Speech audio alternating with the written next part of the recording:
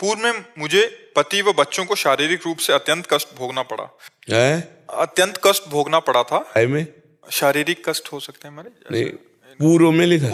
पूर्व में हाँ, तो सबको भोगना पड़ता है। अवश्य में भोक्तव्यम कृतम कर्म शुभाशुभम, सबको भोगना पड़ता है। तो कर्म तो जो कर्म किए हैं पूर्व में उनका भोगना है, उसके लिए तैयार रहो, उसमें क्या परेशानी। कह रहे हैं कि महाराज जी राधा नाम में आस्था व विश्वास हो गया है अभी कल एक अधिकारी की माँ नहीं कह रही थी कि हमने शिव जी की बचपन से पूजा की और अम्बा जी की पूजा की, हमारे पति क्यों मर गए? तो हम कहा इसका नाम क्या है इस लोक का? मृत्यु लोक। और नियत समय के लिए आए तो तुम शिव पूजो, चाहे पार्वती पूजो, चाहे राधा पूजो, चाहे कृष्ण पूजो, मृत्यु का समय तो वही है ना, जाना तो है ना, तो उसमें कोई चिंता तो करनी नहीं। अच्छा, अब हमारे पूर्व के पापों से जो शरीर का निर्माण हो गया है वो दंड हमें भोगना पड़ेगा। भजन से जो जमा पाप है वो नष्ट हो जाएंगे, जो अभी हो रहे हैं, चूक हो गई वो नष्ट हो जाएंगे, लेकिन जिनसे शरीर बन चुका है वो तो भोगने पड़ेंगे। चाहे मम्मी क्यों, चाहे पापा क्यों, चाहे पति क्यों, चाहे पुत्र क्यों, चाहे अपने हो चाहे पराये हो, अवश्य में वो भोक्तव्यम कृतम कर्म शुभाशुभम। चाहे दुरात्मा हो चाहे महात्मा हो, दोनों को भोगने पड़ेंगे।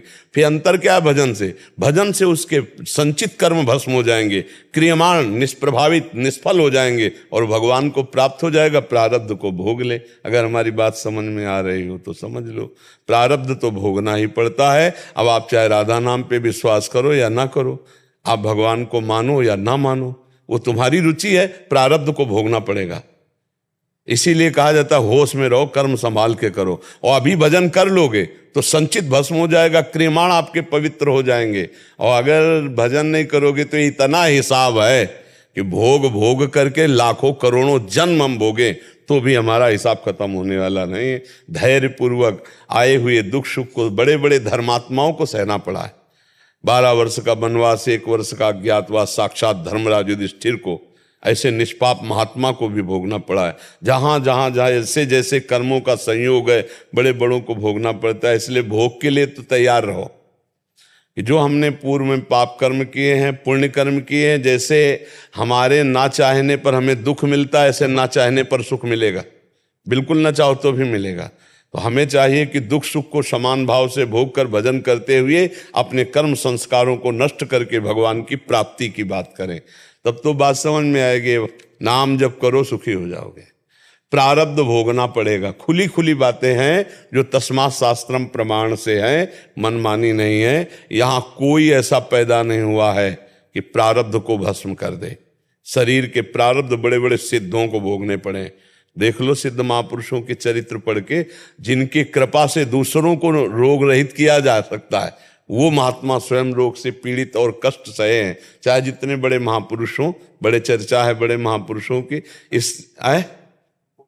हाँ बड़े बड़े महापुरुषों की चर्चा है। इसलिए हमारी खुली बात समझ लो, शरीर रचने के समय जो प्रारब्ध रचा गया है कि आपको 15 वर्ष में ये दंड मिलेगा, 20 वर्ष में ये पुरस्कार मिलेगा, 23 वर्ष में ये घटना घटेगी, वो घटेगी। नाम जप कर रहे हो तो सहने की सामर्थ्य रहेगी और आगे तुम्हारे लिए मंगलमय रास्ता खुल गया है। और भजन नहीं करोगे तो भगवान का कुछ नहीं बिगड़ना। जैसे बोले हमारी श्रद्धा खत्म हो गई, अभी हम भक्ति शुरू की थी, खूब राधा राधा जपते थे, बोले हमारे एक लड़का था वो मर गया तो हमारी भक्ति फलीभूत हमको नहीं हुई। ये उसका भक्ति का फल नहीं है, ये तुम्हारे पीछे हिसाब किताब। वो उसका जन्म ही इतने दिन के लिए हुआ था, उसको इतने दिन ही केवल यहाँ भूमंडल में रहना था। अब कृपा हुई, भक्ति में लगे और वो उसका समय हो गया जाने का, अब वो संयोग ऐसा बन गया। अश्रद्धा मत करो, भजन बढ़ाओ, तुमको भी जाना है, भजन बढ़ाओ। यहाँ इसका नाम जानते हो? मृत्यु लोक, सब मरोगे।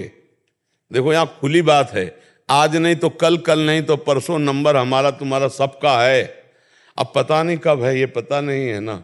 इसीलिए हमको हर समय राधा राधा रटना है, यहाँ से जाना है। अपने कर्तव्य को करो, एक दूसरे की सेवा करो, भगवान को अर्पित करते हुए जीवन व्यतीत करो, दुख सुख को सह लो, भगवान की प्राप्ति कर लो। सच्ची बात, जो शास्त्रीय बात है। अगर कलावा से दुख दूर होता तो कलावा की दुकान जिसके पास है वो बढ़िया सुखी हो जाता। कुछ नहीं है, कुछ नहीं है। नाम जप करो, भगवान का आश्रय लो, भगवान का चिंतन करो, सब कुछ ठीक हो जाएगा।